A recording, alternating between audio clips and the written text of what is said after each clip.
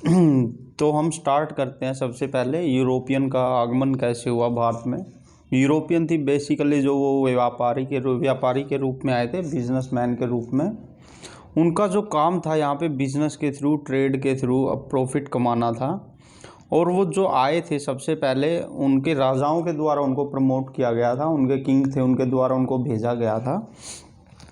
उनका जो किंग था सबसे पहले जो इसने प्रमोट किया उसका नाम था Henry the navigator. Henry the navigator ये स्पेन का राजा था और इसका नाम नेविगेटर ही इसलिए रखा गया था क्योंकि इसने सबसे ज़्यादा प्रमोट किया इसको, व्यापार को, ट्रेड को। और इसके लिए उसने शिप दिए लोगों को, फ्री में भेजा उनको।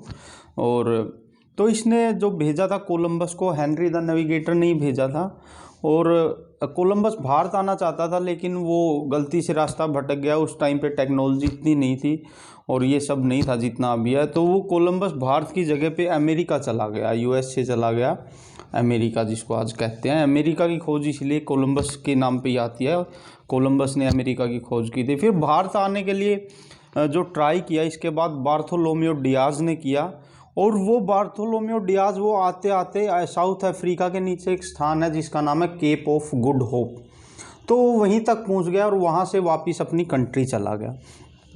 फिर तीसरा जो प्रयास किया गया भारत आने के लिए वो वास्को डी गामा, बहुत ही फेमस इंसान वास्को डी गामा ने किया, जो कि पुर्तगाली यात्री था। ये 17 मई 1498 को भारत आ गया। और जब ये भारत आया तो सबसे पहले कालीकट बंदरगाह पहुंचा, कालीकट जो कि केरल में है। और सबसे खास बात, वेरी मच इम्पोर्टेंट क्वेश्चन, इसकी हेल्प जो की गई थी भारतीय एक व्यापारी था अब्दुल माजिद। अब्दुल माजिद एक व्यापारी था, उसने अपने शिप के थ्रू ये वास्को डी गामा को लेके आया, इसके शिप को साथ में। तो वास्को डी गामा डायरेक्ट नहीं आया था, इसको लाया गया था भारत में। इसके बाद बात यह आती है कि जो वास्को डी गामा था वो यहाँ पे 2 साल रहा और उसने यहाँ से मसाले खरीदे। और मसाले वो इतने अच्छे थे, उसने अपने देश में जाकर उनको 60 गुना दाम पर बेचा। तो यहाँ पर जो जब वास्को डी गामा आया, इंडियन थे जो वो अतिथि देवो भव का स्वागत करते थे, ये उनकी भावना थी। और उन्होंने जो इसका स्वागत किया था, जिस राजा ने, कालीकट के राजा थे जमोरिन, कालीकट के राजा जमोरिन ने स्वागत किया। ये क्वेश्चन आता है कि वास्को डी गामा का स्वागत किसने किया, तो कालीकट के राजा जमोरिन ने किया था। 1501 ईस्वी में दोबारा वास्को डी गामा फिर आया। तो ये क्वेश्चन आता है कि वास्को डी गामा इंडिया में सेकंड विजिट कब किया, दोबारा यात्रा कब की, तो वो की थी उन्होंने 1511 ईस्वी में। पहला जो पुर्तगाली वायसराय था, इसके बाद इम्पोर्टेंट बात आती है, उन्होंने ट्रेड के साथ साथ पर यहाँ पर कोठियाँ स्थापित करनी शुरू कर दी थी। उनका काम ये था कि यहाँ पर जितना हो सके व्यापार में अपना वर्चस्व फैलाना या डोमिनेटिंग होना, उसके लिए उन्होंने कंपनियां बनाई थी। जो पुर्तगाली कंपनी थी वो 1500 में स्थापित हो गई थी। और जो पहला पुर्तगाली गवर्नर कंपनी की तरफ से आया था, पहला पुर्तगाली governor, very much important question है कि पहला पुर्तगाली गवर्नर कौन था जिसको भेजा गया था कंपनी की तरफ से, वो था फ्रांसिस्को डी अल्मेडा। उसका नाम था फ्रांसिस्को डी अल्मेडा। ये 1505 ईस्वी में आया था। और सबसे इम्पोर्टेंट बात इसकी ये है, डायरेक्ट क्वेश्चन आता है कि फ्रांसिस्को डी अल्मेडा ने एक ब्लू वाटर पॉलिसी अपनाई थी, जिसको ये क्वेश्चन आता है कि ब्लू वाटर पॉलिसी किस पुर्तगाली गवर्नर ने शुरू की थी, तो वो था फ्रांसिस्को डी अल्मेडा। फिर इसके बाद 1509 में एक वायसराय आया जिसका नाम था अल्फांसो डी अल्बुकर्क। अल्बुकर्क के नाम से इसको ज़्यादा जाना जाता है। और इसकी खास बात ये थी कि इसने गोवा को जीता था। गोवा जो कि यूसुफ आदिल शाह बीजापुर का सुल्तान था, बीजापुर के सुल्तान से Yusuf Adil Shah, very much important question ऐसे आ जाता है कि गोवा को अल्बुकर्क ने किससे जीता, तो वो था यूसुफ आदिल शाह। और वो कहाँ का शासक था, वो था बीजापुर का शासक। और कब जीता, 1509 में जीता था।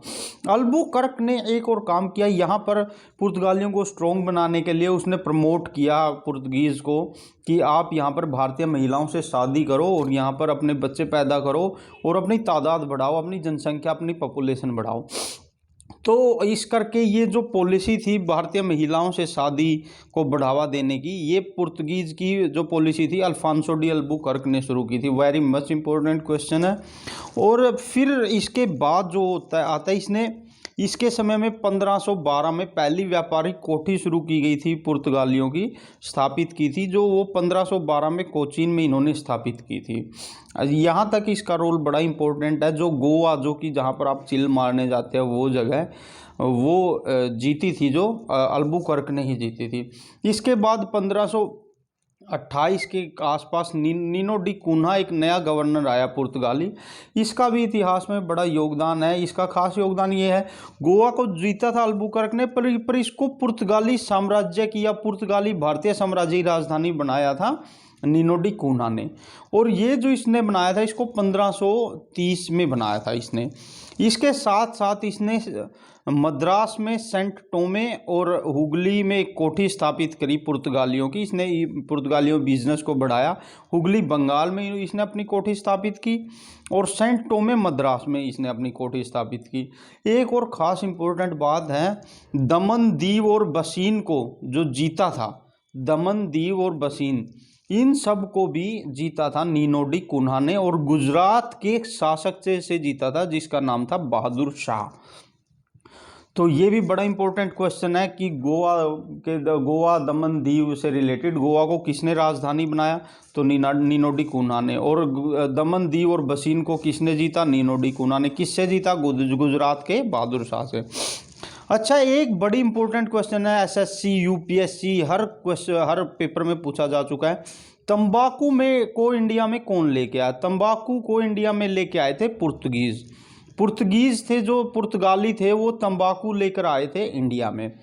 और इसके साथ साथ वो और चीज़ें भी लेकर आए थे, फूल गोभी लेकर आए थे, टमाटर लेके आए थे, हरी मिर्च लेके आए थे, और आलू लेकर आए थे, मूंगफली लेकर आए थे, पपीता लेके आए थे।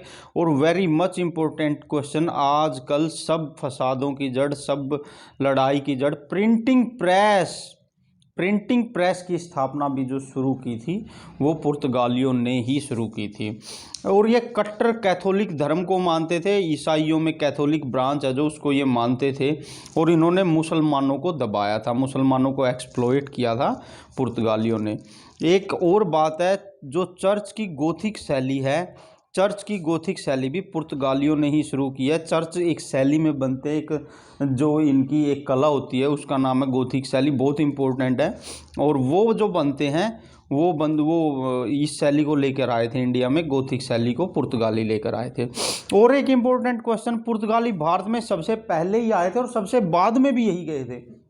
क्वेश्चन एसएससी यूपीएससी ऐसे पूछ लेता है, ऐसे कौन से यूरोपियन थे जो सबसे पहले आए और सबसे बाद में गए, तो वो थे पुर्तगाली। सबसे लास्ट में गए थे 1961 में, गोवा दमन और दीव को डंडे के जोर पर खाली करवाया गया था भारतीय गवर्नमेंट द्वारा, भारतीय सरकार द्वारा। इसके बाद शुरू होता है अंग्रेज़ों का, फिर ब्रिटिशर जो आते हैं। इसके बाद जो अंग्रेज़, जिसको हम ब्रिटिशर कहते हैं, गोरे कहते हैं, जो इंग्लैंड के निवासी थे वो आए। और जो अंग्रेज़ थे वो, उनकी एक कंपनी थी जिसको हम ब्रिटिश ईस्ट इंडिया कंपनी कहते हैं। बड़ा ही इंपॉर्टेंट क्वेश्चन है, इसकी स्थापना कब हुई थी, तो वो 1600 AD में हुई थी, 1600 ईस्वी में हुई थी।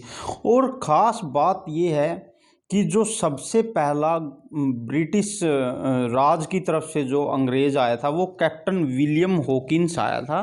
कैप्टन विलियम हॉकिंस आया था 1508 में। ये सूरत पहुंचा था अपने जहाज़ से। इसके जहाज़ का जो नाम था वो हेक्टर था। और ये बहुत बार क्वेश्चन आता है, वेरी मच इंपॉर्टेंट क्वेश्चन है। जब यहाँ पर विलियम हॉकिंस आया तो उस समय भारत का बादशाह, दिल्ली का सुल्तान जो था वो जहांगीर था। और ये जहांगीर से आगरा में मिला और इसने जहांगीर से फ़ारसी में ही बात की। इसकी फ़ारसी से प्रभावित होकर या इम्प्रेस होकर आप कह सकते हो, इसको इंग्लिश खान का टाइटल दिया गया था। इंग्लिश खान का टाइटल दिया गया था, वो दिया गया था जहांगीर के द्वारा। बहुत इंपॉर्टेंट क्वेश्चन है, अंग्रेजी खान या इंग्लिश खान किसको बोला गया था जहांगीर के द्वारा, तो वो बोला गया था विलियम हॉकिंस को। और जहांगीर ने इसको 400 का जात दिया या मनसबदार दिया इसको। 400 का जात मतलब ये एक पदवी होती थी जात की, मनसबदार इसको घोषित कर दिया।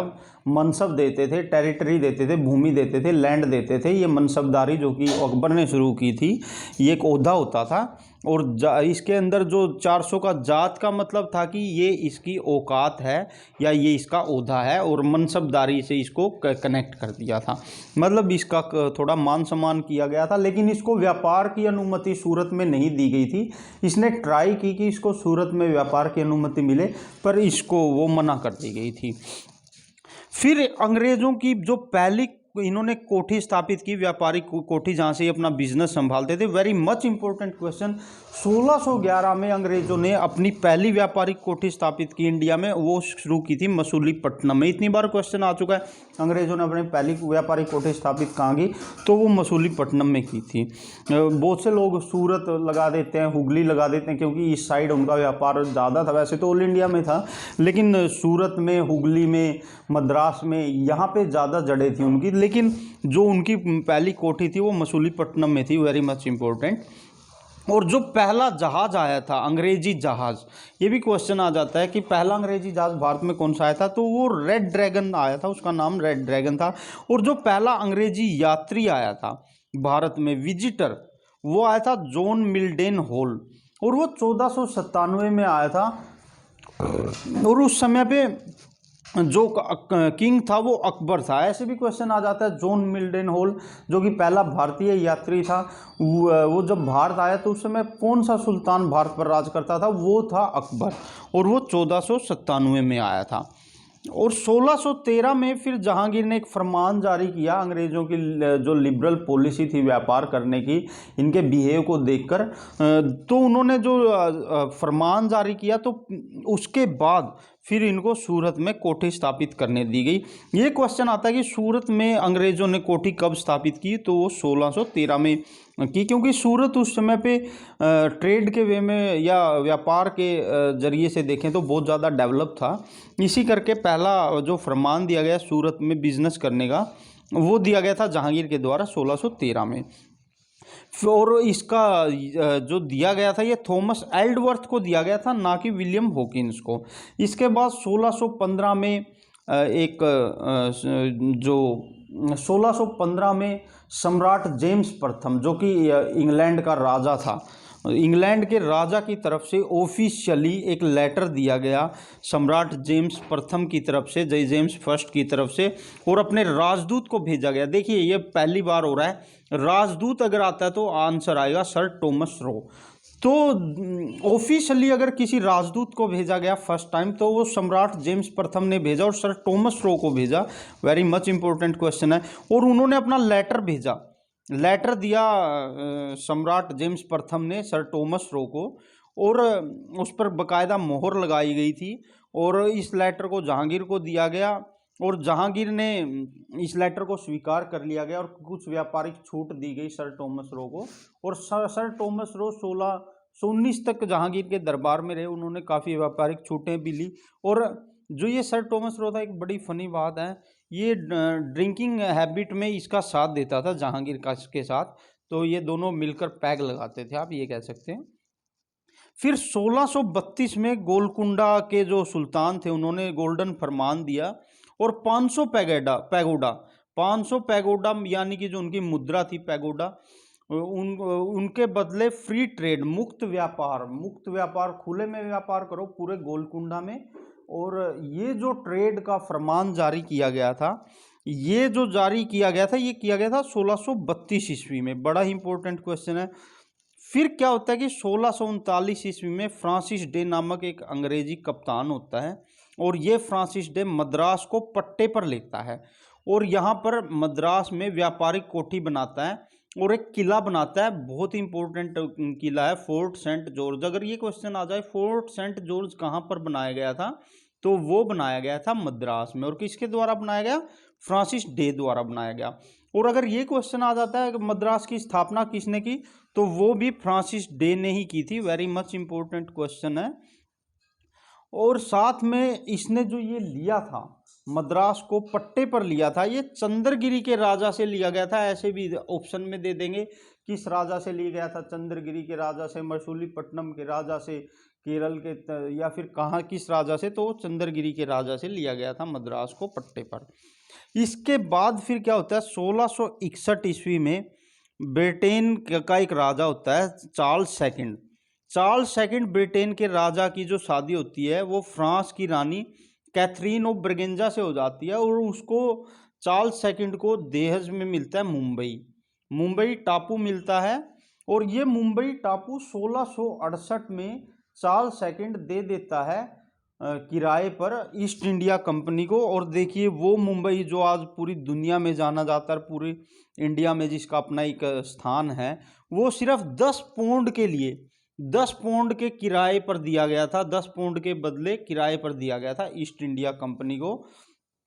और जो मुंबई को फिर इतना डेवलप कर दिया जाता है, मुंबई को डेवलप किया जाता है गेराल्ड आंगियर के द्वारा। ये भी क्वेश्चन आ जाता है मुंबई की स्थापना किसने की या इसको डेवलप किसने किया, तो इम्पोर्टेंट क्वेश्चन है, गेराल्ड आंगियार ने किया था।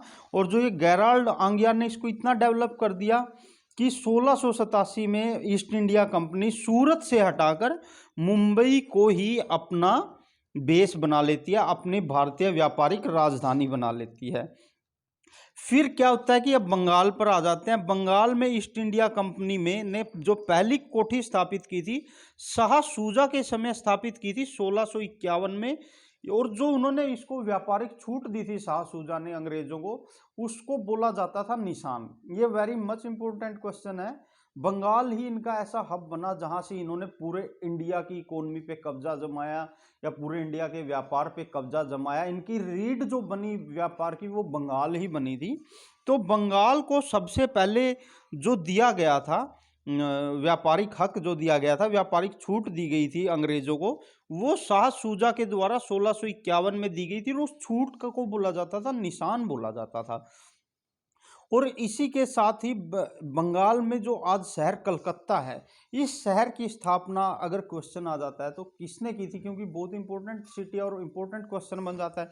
जोब चोरनोक था, जोब चोरनोक ने बंगाल की स्थापना की थी। ये कैसे की थी, इसने एक 3 गांव लिए थे। उस समय पे ये डेवलप एरिया नहीं था, इसने 3 गांव लिए थे जमींदारी के रूप में पट्टे पर, कलिकत्ता, सुतानाती और गोविंदपुरी।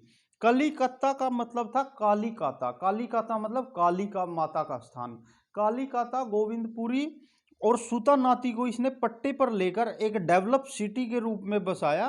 किसने बसाया, जोब चोरनाक ने। और जो ये जोब चोरनाक ने इसको बसाया तो बाद में इसका नाम रखा गया कलकत्ता। कलकत्ता जब इसने इसका नाम रखा तो वहां पर एक इन्होंने किला बनाया अंग्रेजों ने, बहुत इंपॉर्टेंट किला है फोर्ट विलियम। डायरेक्ट क्वेश्चन आ जाता है कि फोर्ट विलियम किले की स्थापना किसने की, कहाँ पर की थी, तो फोर्ट विलियम किला है जो वो कलकत्ता में है, कलकत्ता सिटी में है। और जो इस फोर्ट विलियम का फर्स्ट गवर्नर बनाया गया वो चार्ल्स आयर को बनाया गया। दैट्स इट दोस्तों। जय हिंद, जय भारत।